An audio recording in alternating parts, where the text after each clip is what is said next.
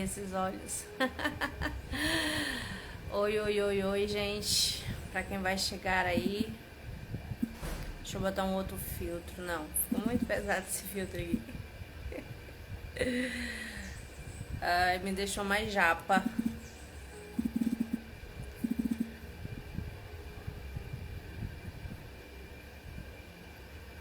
É.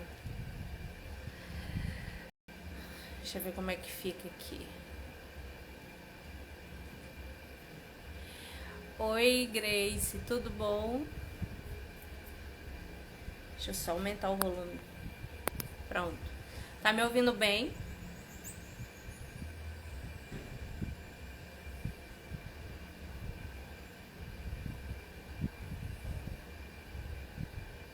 Já já, tá? Já já eu te chamo. Segura aí.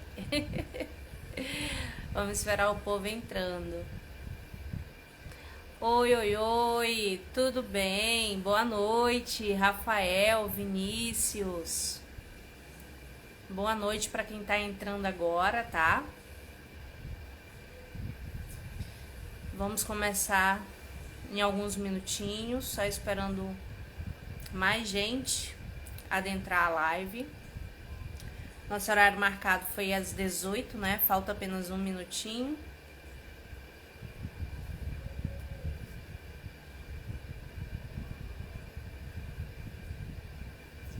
Deixa eu ir monitorando aqui pelo computador.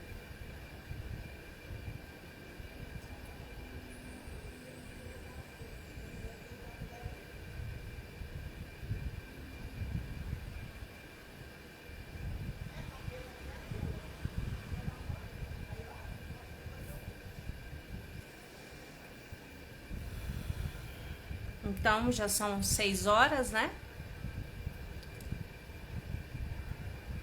Eu acho que tá tudo ok aí. Estão me ouvindo bem?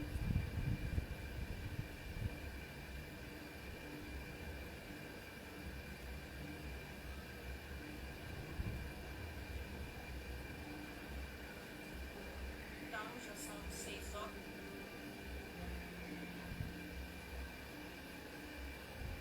Vamos lá, vamos convidar a doutora Grace.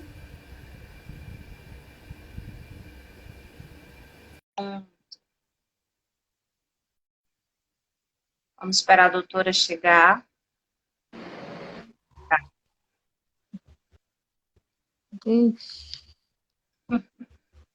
A câmera estava virada aqui. E a pessoa passando. Enfim. Boa noite, doutora Grace Kelly, tudo bem? Boa noite, tudo bom? Então, assim, é muito orgulho e honra tê-la aqui conosco essa noite. Primeiro porque você, alguns anos atrás, foi minha aluna, né? E sempre foi uma excelente, dedicada aluna. E isso me enche de orgulho de poder compartilhar esse momento aqui com você. Então, hoje a doutora Kelly vai falar sobre a síndrome de burnout nas mamães, nas mulheres em geral, com esse período de pandemia, principalmente com essa vida louca que eu vivi um pouco disso, eu acho que todos nós vivemos, as mulheres que têm filhos também, né? Acho que principalmente elas, de ter que cuidar da casa, ou que trabalhava fora, agora tem que trabalhar de home office, e ainda tem que dar conta dos filhos, tem que dar conta da lição de casa. Eu lembro que eu ouvia relatos de mães, no grupo de mães que eu participava, né? Elas dizendo assim, mas eu não sou especialista nisso, porque que o professor passa uma coisa dessa, isso é muito difícil. Então, isso com certeza mexeu e ainda deve mexer muito com o emocional, com o psicológico dessas mulheres, né? E aí, você é especialista, né? Nessa área de psicanálise. Quero que fale um pouquinho aí para nós. Gente, lembrando que quem quiser fazer perguntas para Grace, pode colocar, tem um balãozinho com um ponto de interrogação na sua tela.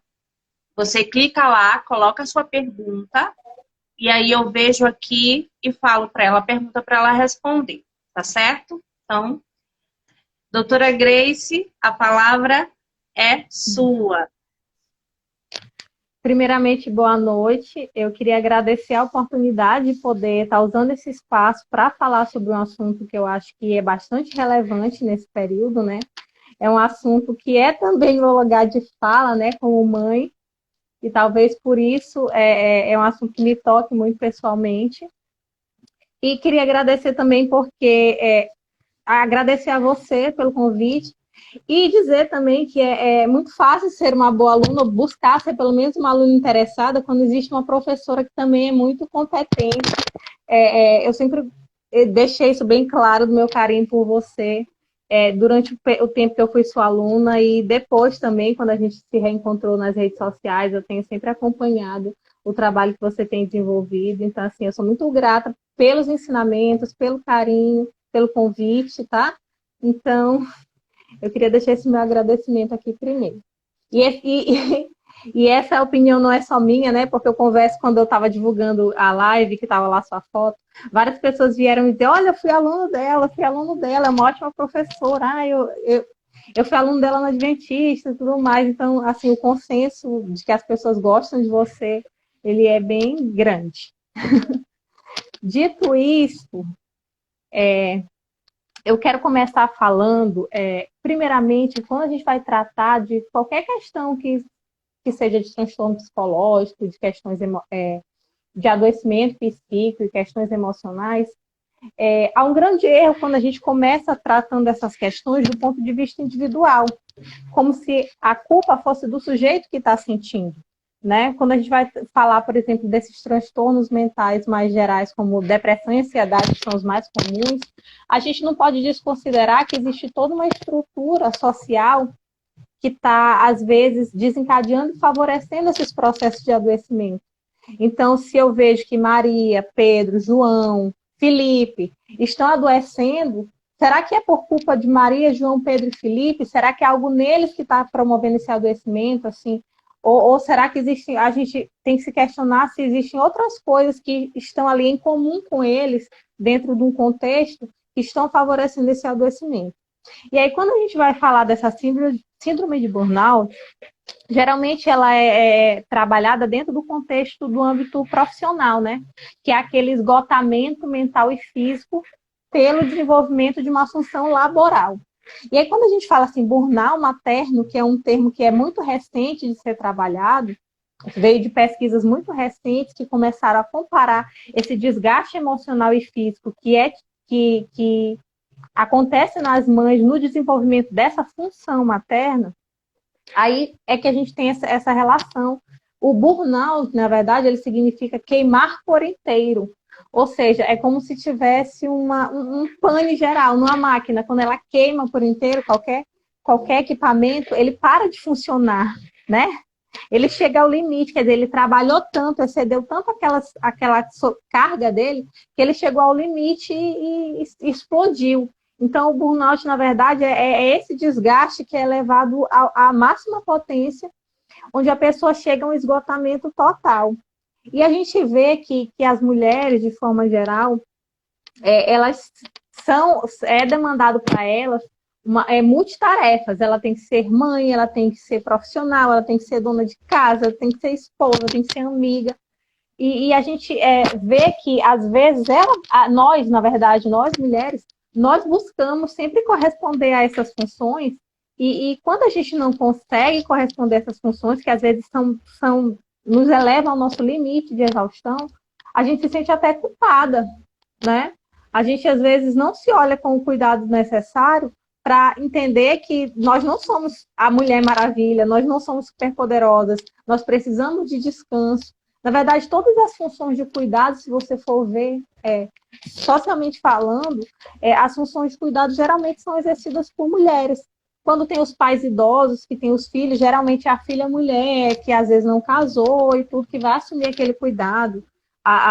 Essa área de saúde também, as enfermeiras, técnicas de enfermagem, Claro que isso mudou, né? Historicamente vem mudando esses lugares. Mas a gente vê ainda uma predominância nas funções de cuidado sendo exercidas por mulheres. E o que isso significa falar sobre isso? Que dentro dessa construção social, essas funções de cuidado são exercidas por mulheres. É que quando a gente vai falar da construção da subjetividade para mulheres e para homens, isso é diferente, porque o homem ele é construído para buscar realização profissional, para ser o chefe mantenedor da casa, e a mulher ela é construída para ser o quê? Uma auxiliar, né? Para tomar conta de uma casa, para tomar conta de filhos. Então, essas funções de cuidado são relegadas às mulheres. E aí, o que acontece com isso, quando essas funções são delegadas às mulheres? As pessoas não veem isso, não reconhecem isso como uma forma de trabalho. É como se fosse praticamente da natureza da mulher ser essa cuidadora. E quando a gente coloca nesses termos, é muito pesado, porque isso não é uma função natural, é uma coisa que a gente aprende. A gente aprende a ser mulher, a gente... Oi. Na tua fala, eu lembrei daquela questão que foi até polêmica no vestibular, acho que em 2016, 2017, da Simone de Beauvoir, né? Que ela fala que nós não nascemos homens e mulheres. É a sociedade que nos constituem homens e mulheres. Mas ali que teve aquele questionamento, né, aquela polêmica, ela não está se referindo à questão biológica, ela está se referindo justamente a essa sua fala, que foi imposto padrões, a mulher, ela faz isso, a mulher só pode fazer isso, isso e isso. Tem uma série que eu assisti, muito boa, que é Mindhunters, não sei se tu já ouviu falar, na Netflix, que é quando eles começaram a estudar sobre a mente dos serial killers, e aí o protagonista da série, ele é um investigador, né? Só que ele namora com uma socióloga. E é interessante que ela, na fala dela, ela coloca isso. Você já percebeu que nós, mulheres, precisamos sorrir na hora que a gente tem que sorrir? E eu fiz esse teste. Eu passei hoje o dia sorrindo e eu me senti super mal com isso. Tipo, se você não sorrir, se você fechar a cara, nossa, você não está dentro do padrão. Então, infelizmente, nós estamos dentro de uma sociedade que é excludente, principalmente com a mulher. Joga toda essa carga para cima de nós e a gente se sente no dever e na obrigação de abraçar o mundo. E isso traz um impacto monstruoso de forma negativa, tanto para o físico, para o psicológico e para o emocional. Sim.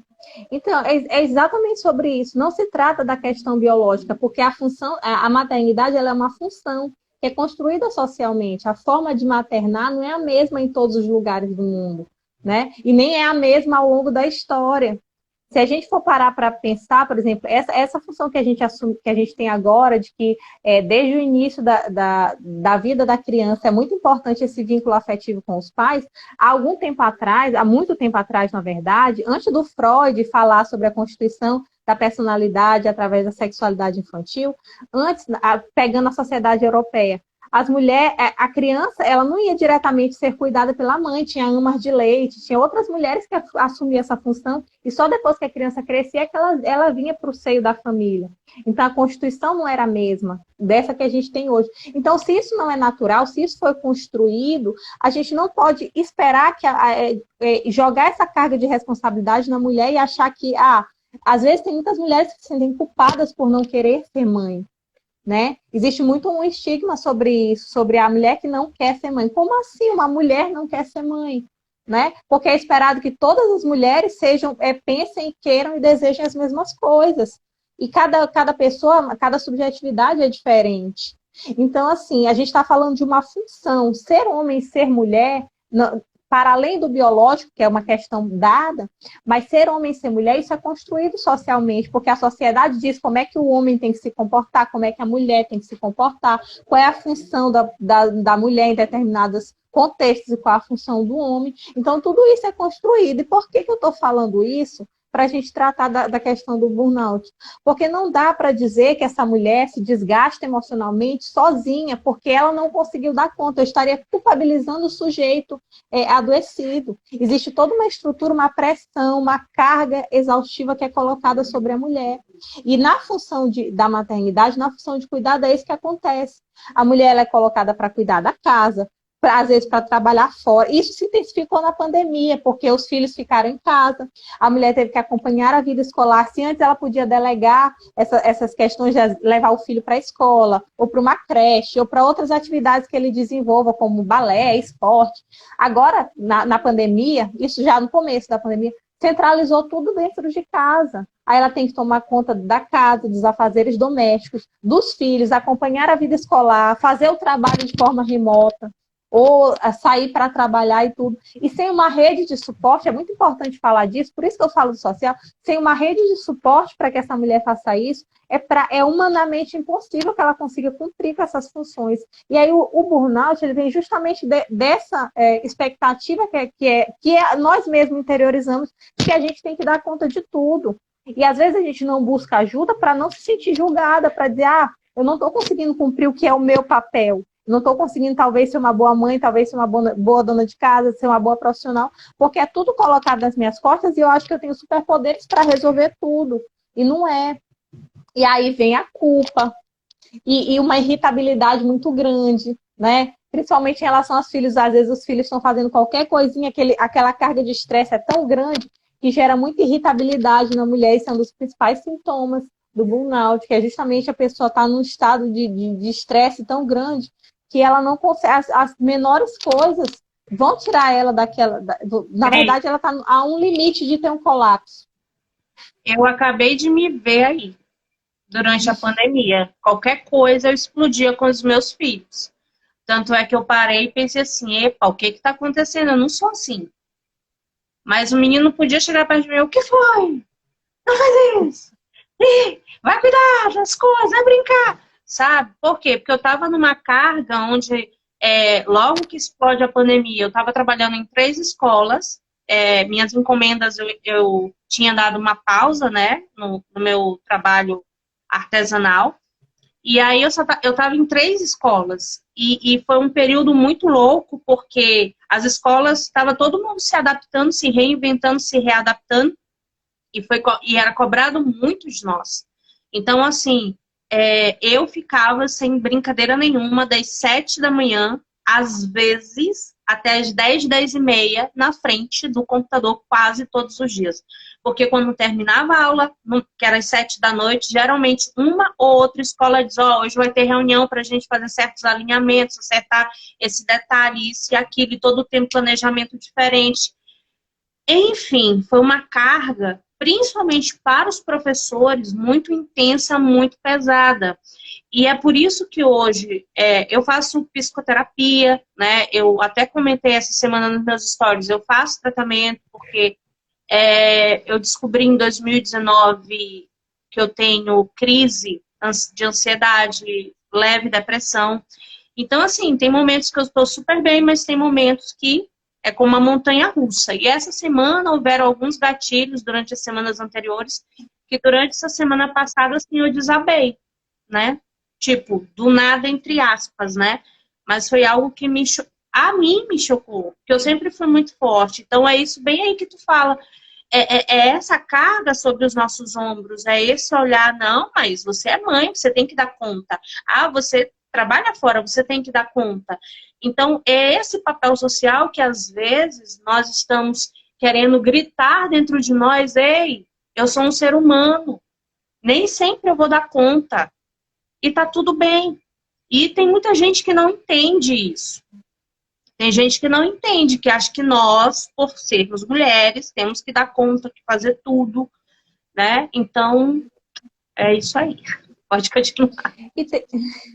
E tem também toda uma demanda que é mercadológica de produtividade, que você vai ter que estar 100% todos os dias, e às vezes o seu dia você está 60%, e aquilo é o máximo que você consegue, 40% é o máximo que você consegue. Existe toda uma ditadura da produtividade que você está tem que estar 100% bem o tempo todo. Inclusive, relacionado a essa sua fala, a questão do tratamento. Quando a pessoa está em tratamento, o tratamento, você tem que entender que é um processo.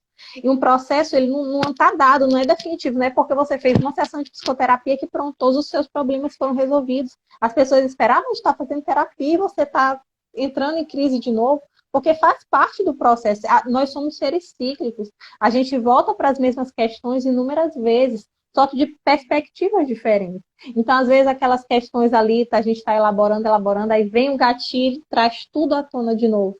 Porque é a questão do copo. Eu acho que todos os meus pacientes, se estiverem assistindo isso daqui, vai lembrar que eu sempre costumo fazer a metáfora do copo. O nosso aparelho psíquico, ele é como se fosse um copo, né? E o copo, quando a gente vai enchendo de água, vai botando gotinha, gotinha, são aquelas coisas do dia a dia, uma chateação aqui que a gente teve com o filho, é uma coisa que aconteceu na rua, um estresse, na fila do banco que a gente esperou, é uma coisa que a gente esperou e não deu certo. Tudo isso, essas pequenas coisinhas, a gente vai guardando nesse copo, como se fossem gotinhas. Só que como todo recipiente, uma hora o que vai acontecer com esse copo? Ele não vai ter mais espaço, né? E às vezes uma gotinha vai fazer ele transbordar. E quando transborda, você não sabe qual é a água que veio, se é lá de baixo, se é do meio, ele vai derramar tudo e vai trazer um monte de questões que você não resolveu. E ele vem através dos sintomas, ele vem através da taquicardia, da sudorese, problemas gastrointestinais, dores de cabeça, dores musculares. Ele vem através do sintoma no seu corpo para te mostrar. Isso é o seu corpo te mostrando que alguma coisa não está bem. Não está bem em você.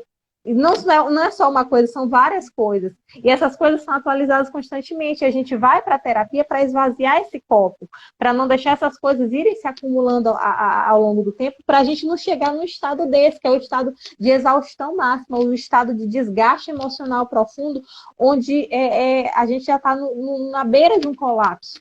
Né? A gente tem que se cuidar, e faz parte do nosso autocuidado, a gente olhar para nós mesmos com esse carinho. Inclusive, é uma das coisas que eu ia dizer mais na frente, quando eu ia falar, tá, mas eu me reconheço nesses sintomas, eu me reconheço nessas coisas, o que eu posso fazer? Uma das coisas é separar um tempo para você, porque o que acontece também na maternidade é uma despersonalização. A gente acaba fazendo tudo para os nossos filhos, assim, essas demandas do dia a dia, que a gente acaba esquecendo da gente. Às vezes nem os cuidados básicos a gente consegue exercer, principalmente quando a gente está falando daquele período assim, mais inicial, onde a criança depende quase que exclusivamente da gente. Então, assim, a gente perde a nossa identidade e a gente se torna mãe de alguém. Mas, antes de tudo, você é uma pessoa, né? Você deve se cuidar, inclusive, para o bem dos seus filhos, porque você vai perdendo em autoestima, em amor próprio, né? Você vai ficando desmotivada para fazer as coisas, porque você não faz nada por você. E quando você não faz nada por você, você está se anulando como indivíduo. E não tem como você ter efetividade em outra função, com outras pessoas, se nem na função de cuidado com você mesmo você está conseguindo. Entendeu? E o desgaste emocional. A tua fala me lembrou algo, né, que eu sempre falo muito em sala de aula. A sociedade, dentro dessa padronização, ela vai criando arquétipos. E o ser mãe foi um arquétipo criado. Né? Às vezes eu estou estressada aqui em casa e meu filho, poxa mãe, por que você está estressada? Você tinha que ser carinhosa. Olha o arquétipo que ele construiu na cabeça dele. Que mãe precisa ser carinhosa, precisa aceitar tudo, tem que ser boazinha. Não nós somos seres humanos e a gente explode. Né? A gente tem os nossos momentos de afetividade, mas também nós temos os nossos momentos, como eu falo em sala de aula, de terezão. Que a gente acaba explodindo por algum momento, por alguma situação, né? E tá tudo bem. Sim. Pois é, a gente tem que acolher essas emoções, não fugir delas. A maioria das vezes, quando a gente não pede ajuda, é porque a gente está invalidando essas emoções, invalidando, por exemplo, nossa desmotivação, nossa inquietude, nossas angústias, a gente vai só deixando para depois, a gente não lida com elas naquele momento. Depois eu resolvo isso porque eu estou ocupada fazendo as coisas que eu tenho que fazer. Então, assim, a gente invalida muito nossas emoções, ao invés da gente abraçar elas e dizer, não, eu tenho permissão para ser vulnerável, eu tenho permissão para me estressar, eu tenho permissão para ficar triste, mas não deixar que isso se transforme num processo, assim, contínuo, né? Tipo assim, eu fico triste, beleza, eu fiquei triste. Eu chorei ali, depois eu vou e começo de novo, né? Porque tristeza é uma coisa, angústia é uma coisa que está presente na nossa existência. A gente não vai deixar de sentir. Agora, quando a gente, tô angustiada, eu não vou pensar sobre isso, eu vou fazer. Aí continua fazendo um monte de coisa. Só que aquela angústia não vai embora. Ela vai ficar ali enchendo esse copo e vai colaborar para que ele transborde uma hora ou outra. Né? Essas questões que a gente não trabalha, que a gente não fala sobre, elas não ficam quietinhas, guardadinhas. Elas vêm na forma de explosão, assim que elas explodem dramaticamente, assim que o Jung fala. Que essas questões explodem drasticamente. E explodir é justamente chegar no nível de esgotamento onde não é mais possível. Você vai ao seu limite, você ultrapassa. Aí chega no limite, ultrapassa. Vai ter uma hora que não tem mais limite para ser ultrapassada. É como a máquina. Se você deixar uma máquina funcionando ininterruptamente, uma hora ela vai parar. O esforço para ela funcionar é muito grande. Ela precisa de manutenção, ela precisa de pausa, ela precisa de descanso para ela ter efetividade. E se numa máquina é assim, imagine no ser humano que é 1000 vezes mais complexo, não é? Então, todas essas questões que a gente traz com a gente, elas precisam ser elaboradas. E a questão da maternidade é uma função, ela não é uma coisa dada, não é natural, ninguém nasce sendo mãe. Nenhuma mulher nasce sendo mãe. Tanto que a maternidade é uma função que não, independe de, por exemplo, a ligação sanguínea. Você assume essa função quando você adota, quando você acolhe, né?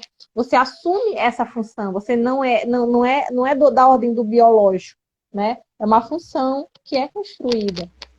E aí são depositadas inúmeras expectativas nessa função que a gente acolhe também. A gente se sente frustrado e culpado porque a gente internalizou essas demandas de que a mãe... E ainda tem outra, a gente age em comparação. Existe uma série de perfis aí de mães dizendo ensinando como é ser mãe, como se fosse uma coisa única, como se todas as mães em todos os contextos elas fossem iguais. Né? Aí vem uma pessoa e diz que para você ser uma boa mãe você tem que fazer isso, isso, isso, você tem que dar isso, isso, isso para os seus filhos, sendo que cada configuração é uma, assim, você tem que estar em relação com você mesmo, ao seu contexto, ao contexto da sua família, ao contexto dos seus filhos. É claro que a gente vai pegar alguma coisa de um contexto maior, mas a gente se comparar porque essa mãe faz isso, e o filho está no balé, a filha está no balé, a filha faz isso, e aí tem não sei o quê, não sei o quê. E aí a gente pega, mas eu não estou sendo boa mãe porque eu não estou fazendo dessa forma.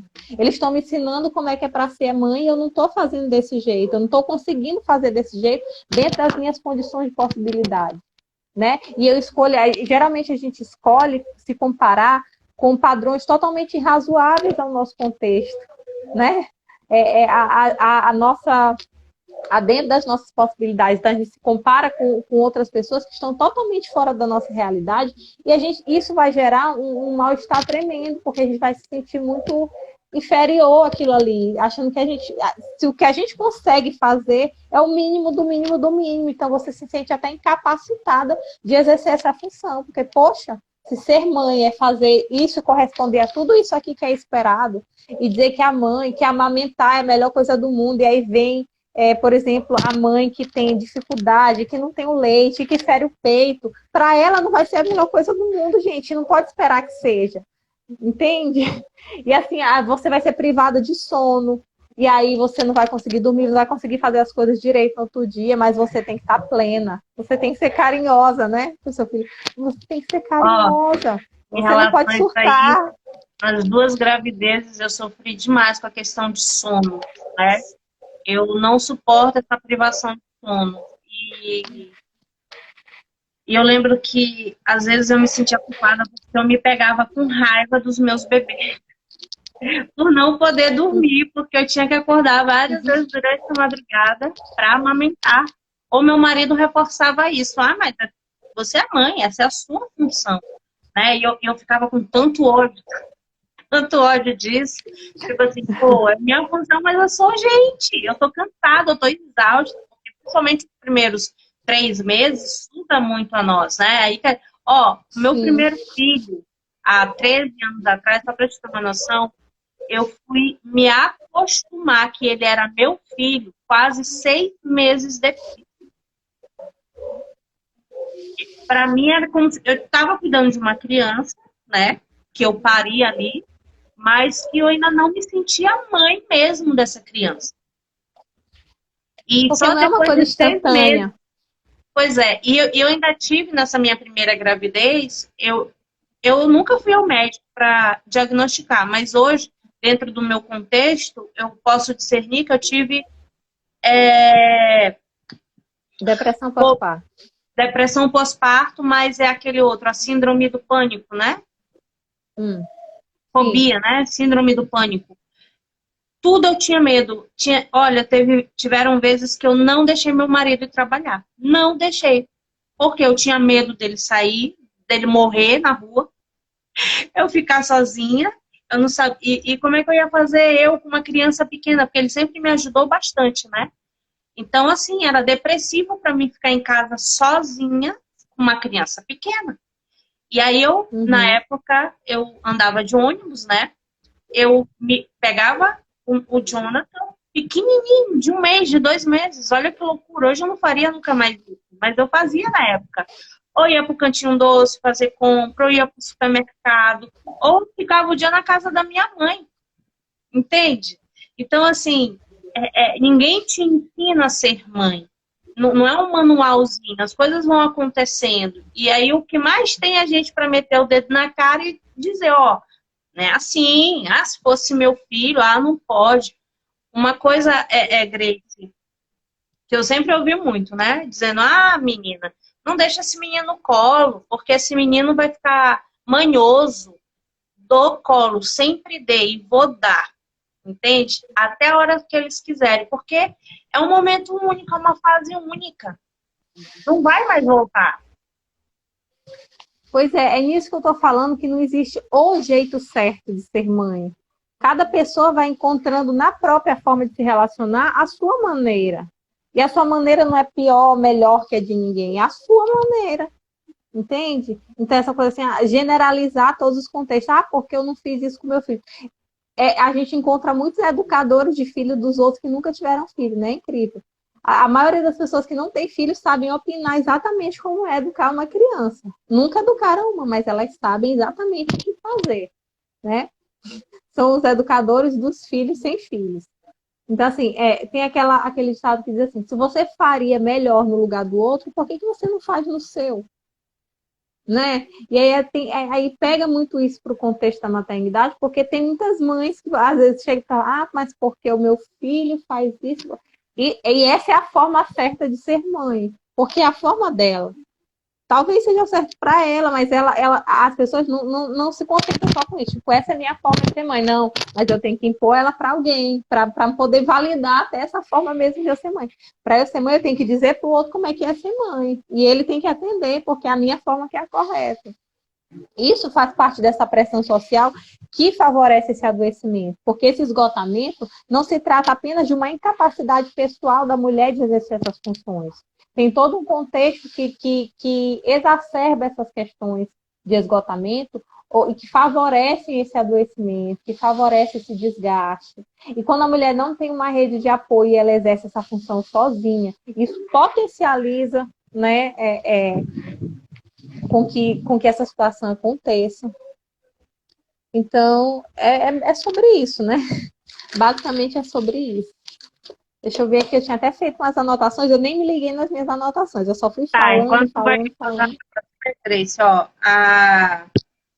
a Vanessa Garras diz assim: a maternidade precisa ser vivida de maneira intensa.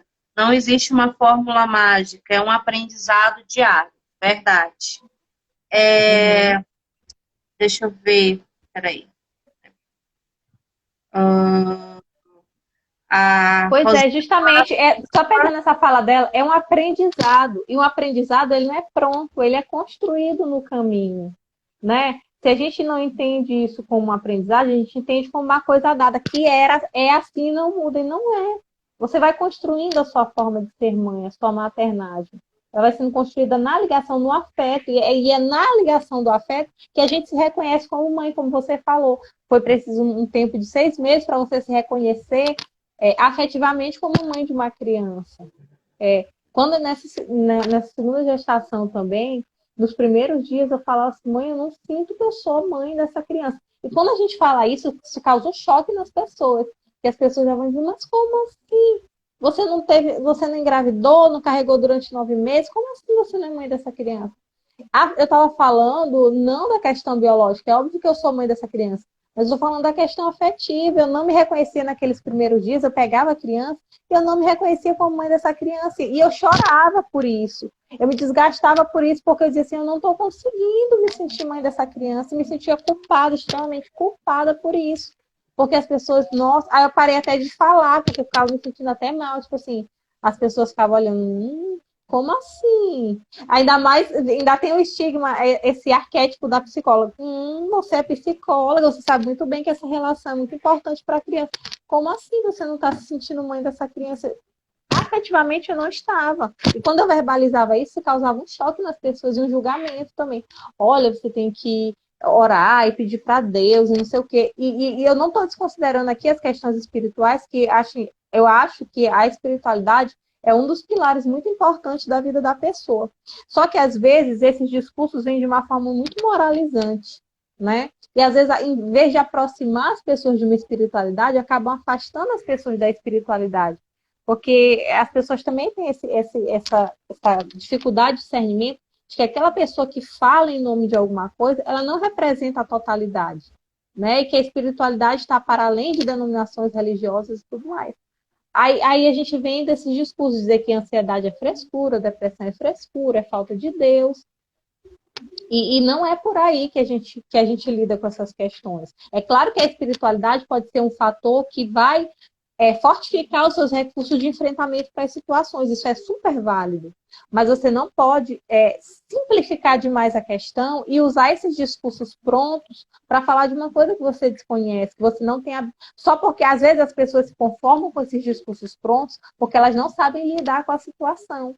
E o cérebro, ele trabalha na base da economia. Ele se agarra a alguma coisa para não ter que pensar muito a respeito. Então, é mais fácil se conformar com essa resposta pronta do que ter que pensar e lidar com aquilo. Aí eu uso esse exemplo também. Eu digo assim, se eu perguntar para o homem como é que é a dor de um parto, será que ele tem condições de dizer como é? Por mais que ele leia como é que é, será que ele tem condições? Ele não tem condições de falar porque ele não vivenciou aquilo.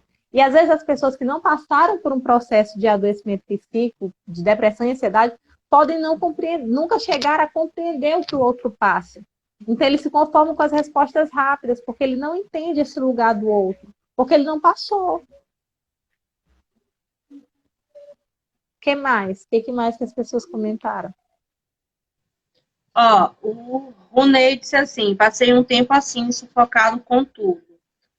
Aí a Clau Tênis falou, muito orgulho dessa psicóloga. É minha mãe.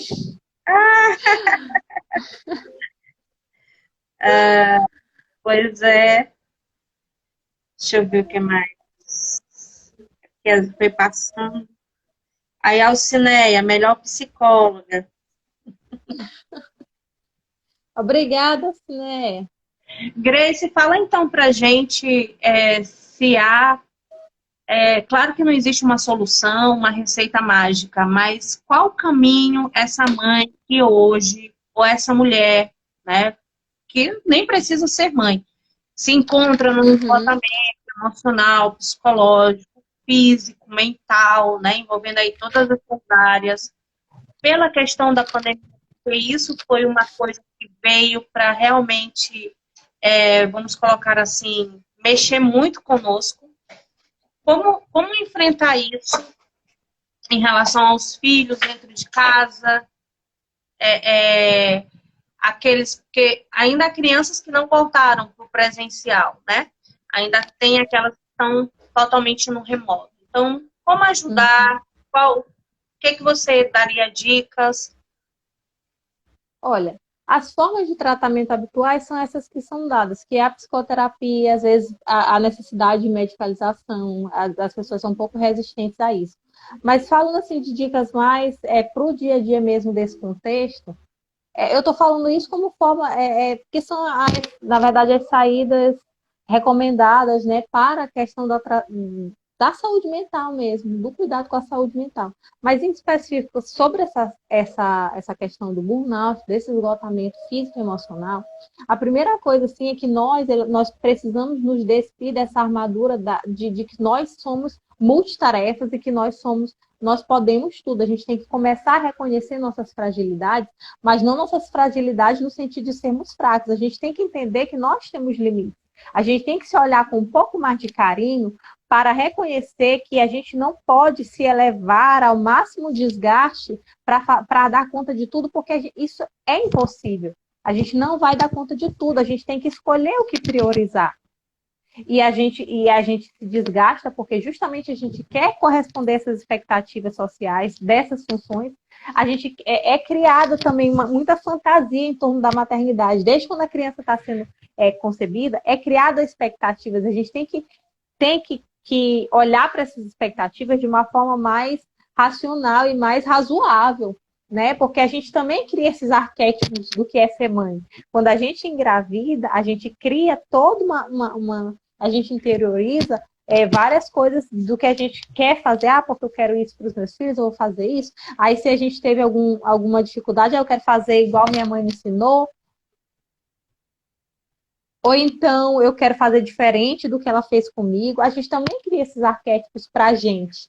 E a gente também busca corresponder isso de uma forma, às vezes, que não é razoável.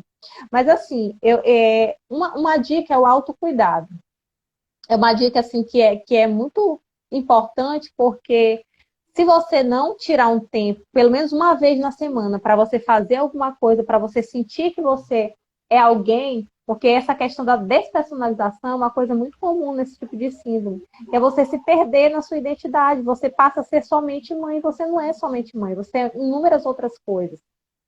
E você se desgasta porque você às vezes não consegue ter prazer nessa função, porque você sente que você só faz tudo pelo outro e nada por você. Então, investir no autocuidado, tirar pelo menos algum tempo do seu dia ou da sua semana, se for mais complicado durante o dia, para fazer alguma atividade que lhe dê prazer, para cuidar de você, para que você se sinta melhor, para estar desempenhando essa função. Ninguém que está em frangalhos, que está doente emocionalmente, consegue dar alguma coisa positiva para a relação. Você vê que a maioria dos desgastes das relações de hoje são porque as pessoas elas estão adoecidas, cada uma nos seus contextos, e elas se juntam sem tratar desses adoecimentos que são individuais. Você trata das suas questões para você se melhorar, para que você não deposite suas expectativas e suas projeções no outro, porque não é o outro que vai resolver sua vida e suas questões. Então, você tem que cuidar da pessoa que mais importa, assim, que é você. Você tem que tirar um tempo para cuidar de você, você tem que tirar um tempo para o descanso. Eu sei que às vezes a gente quer dar conta de tudo e a gente às vezes acha que nem merece descansar. Tem muita essa coisa de se sentir culpado por descansar. Você não pode se sentir culpado de descansar, você tem que tirar um tempo para descansar. E as pessoas acabam olhando também para esse descanso como uma inabilidade, como preguiça, como, sabe? E às vezes é desmotivação, a gente está falando de um desgaste emocional que tira a força física de você atuar. Não é preguiça, não é porque a pessoa tem preguiça de fazer as coisas, é porque ela de fato não consegue, né? E aí, só para fazer um gancho aqui, porque às vezes a gente está falando desses sintomas, e os sintomas são muito parecidos com o da depressão pós-parto. O que está de diferente aí é a causa, que aqui a causa é essa correspondência a essa função que te causa muita frustração, porque você não consegue chegar nessa superpotência, nesse grau de excelência que você acha que deveria atingir. E na depressão tem questões hormonais envolvidas, tem questões orgânicas envolvidas. Então, assim, a diferença estaria aí. E da depressão pós-parto também é muito semelhante os sintomas, porém a depressão pós-parto, ela tem um período assim que é das 4 primeiras semanas depois que a criança nasce. E enquanto que a questão do burnout, ela pode ser a qualquer momento. Quando você é mãe para a vida toda, enquanto você existe, os seus filhos existem, você é mãe. Então, é uma coisa que pode acontecer a qualquer momento, ela não tem um prazo. Ela pode acontecer hoje, amanhã, daqui a 5 anos. Ela não tem um prazo determinado. Então, assim, só porque a gente fala desses sintomas, fica muito, muito confuso. Às vezes as pessoas podem... Ah, mas isso daí parece depressão. Ah, mas isso parece depressão pós-parto. só para entender que as causas, o que causa cada uma dessas coisas é uma causa diferente. Não que exista só uma causa para a depressão, né? São muitos fatores, mas a questão hormonal é o que principalmente diferencia desse contexto aqui. Grace, tem uma pergunta aqui do Klauso Breski, acho que é assim que pronuncia. Eu fui criado pela minha avó. Será que fui estragado? Existe essa ideia no imaginário popular. Às vezes as pessoas. Isso daí também é um arquétipo construído de que vó estraga neto porque mima demais. Mas assim, isso não necessariamente não é uma consequência necessária, entende? Eu não tenho como avaliar se foi estragado só a partir disso. Existe todo um contexto de como foi essa criação que eu não tenho os fatores para identificar. Então, não tenho como responder essa pergunta desconhecendo os fatores dessa criação. Mas não necessariamente você ser criado pela avó, você vai ser estragado por isso, né? Isso é uma concepção errada, porque você tem que ver como foi. O que é ser, filosofando, o que é ser estragado na visão dessa pessoa? Também tem isso. Né? O que é estragado para ele, talvez eu veja de outra maneira, mas alguém construiu isso na mente dele. Sim, sim. Isso é o grande lance da comunicação, dentro da psicoterapia, de você se certificar do que o outro está dizendo, se você realmente ouviu o que ele está dizendo. É por isso que a gente devolve através de perguntas. Tá, mas o que você quis dizer com isso? Porque, assim, o que ele diz e como chega para mim, estragado para mim é uma coisa, estragado para ele é outra. Eu tenho que entender o que ele está dizendo que é estragado, né? É por isso que eu falo dos contextos que eu desconheço. Eu não sei em que contexto essa criação foi feita para me saber o que ele está dizendo que é ser estragado, né? Então, eu não teria como responder essa pergunta, só teria como dizer que não é uma consequência necessária. Não necessariamente ser criado por uma avó ou por qualquer outra pessoa que não seja mãe biológica, que você vai ter um vínculo afetivo ou uma criação, uma educação dificultada por conta disso. Ok. Alguém tem mais alguma pergunta, alguma dúvida para a doutora Grace?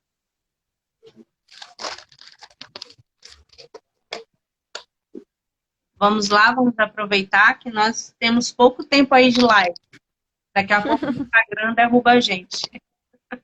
Tá, eu vou já, enquanto alguém não faz uma pergunta, eu botei alguns exemplos práticos aqui para ver se as pessoas se reconhecem nesses exemplos aqui. A mãe que estiver assistindo, alguém que. A Vanessa respondeu aqui, ó.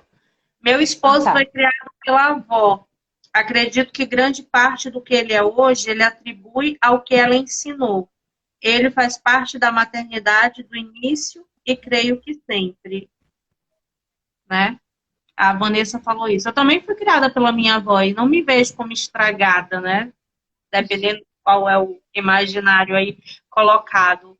Mas eu posso dizer que quase tudo, né, da minha personalidade, do meu caráter formado, 90% foi ela, né? Foi ela que me ensinou a ser essa guerreira, a não desistir, a ser insistente, a correr atrás daquilo, a estudar. Então, e aquela coisa, né? Um exemplo, ele arrasta mais do que 1000 palavras. Então, o exemplo me construiu como mulher que eu sou hoje. Claro que muitas coisas eu ressignifiquei durante a minha caminhada, o meu processo. E vou continuar ressignificando, porque enquanto estivermos vivos, é o que a gente faz pro resto da vida. É significar, ressignificar, é aprender uns com os outros, né? Trocar essas experiências. O que eu sou hoje, eu não era há 10 anos atrás, há 7 anos atrás, quando eu fui tua professora. Eu não vou ser daqui a 5, 10 anos na frente. Nem sei se eu estarei vivo, mas se estiver, serei com certeza um novo ser humano, cheia de cargas e vivências novas. Tem até um meme que eu acho engraçado, que diz assim, eu apaguei o que eu escrevi há 5 minutos, porque eu já não sou mais essa pessoa que pensou aquilo ali. E, tipo assim, falando dessa coisa, claro que a mudança ela não é tão instantânea assim, mas eu acho engraçado por isso. Mas é sobre isso. é sobre você estar se constituindo direto durante o seu processo. A sua vida, a sua existência é um processo. E durante ele você vai se modificando a si mesmo, conhecendo mais, entendendo onde é que você falha, o que precisa melhorar. Você vai se constituindo na caminhada. Você não é um projeto pronto e nunca vai ser. Enquanto você estiver vivo, você tem possibilidade de construir coisas e de construir a si mesma, né? Tem mais alguma questão para a gente finalizar?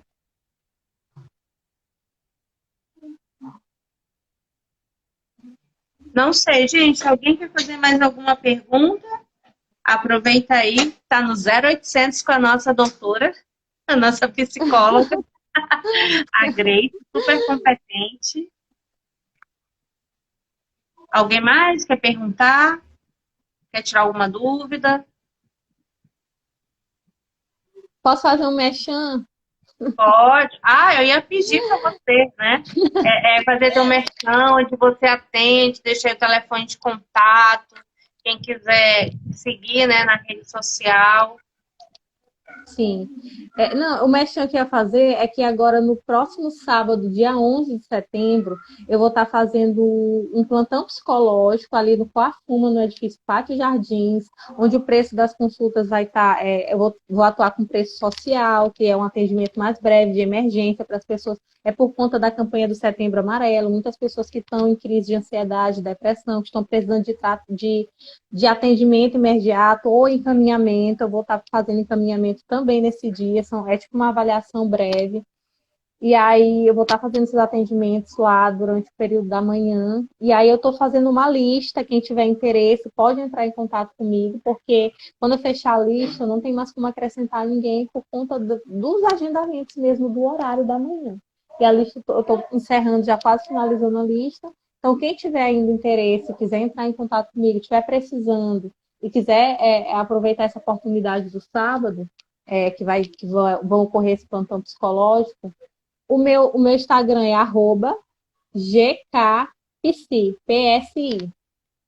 Eu não sei se dá para salvar essa live e botar lá na descrição, né? E aí o meu telefone para contato também Vai é o ficar gravada a 98. live, tá? Tá. É o 98988287127. É o WhatsApp, quem quiser entrar em contato comigo, quem quiser colocar Repete, foi alguma muito questão, rápido. Peraí. 98988287127, tá? É o meu contato do meu WhatsApp. Se você tiver num momento de crise, tiver precisando de ajuda e se você quiser conversar ou falar sobre alguma questão,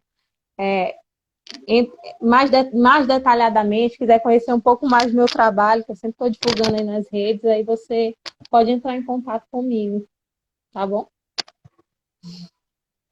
Entrar em contato de forma profissional, gente. Profissional, tá? Então tá aí, gente. Ó, tá gravado o Instagram da doutora Mas Grace. Mas se você estiver num momento de crise, gente, quem está com ideações suicidas, por favor, pode anotar o número e ligar também, entrar em contato de emergência, que eu estou aqui, estou habilitada para lidar com essa demanda, tá bom? Pronto. Então, doutora, quero agradecer aí o tempinho, né? Chegamos a 50 minutos de live. Foi muito bom esse bate-papo, essa conversa. Agradeço de coração ter aceito o convite. E como eu falei desde o início, né, nos stories, essa live não tem nenhum fim lucrativo, mas é uma forma de ajudar você que está aí do lado a se encontrar, tentar resolver algumas demandas. E eu trouxe para cá, trouxe há umas 2 semanas atrás a pediatra Daniela Sucupira também, excelente referencial na nossa ilha. E hoje eu trago a psicóloga Grace Kelly, tá? Excelente também. Eu só trago aqui o que é bom, gente. Tá? Então, nenhuma dúvida, nenhuma pergunta? Então, vamos encerrando. Eu queria só finalizar dizendo que eu também fui criada pela minha avó e eu sou esse cristalzinho lapidado que vocês estão vendo, então eu não sou estragada também. Né? Verdade. É isso. Beijo.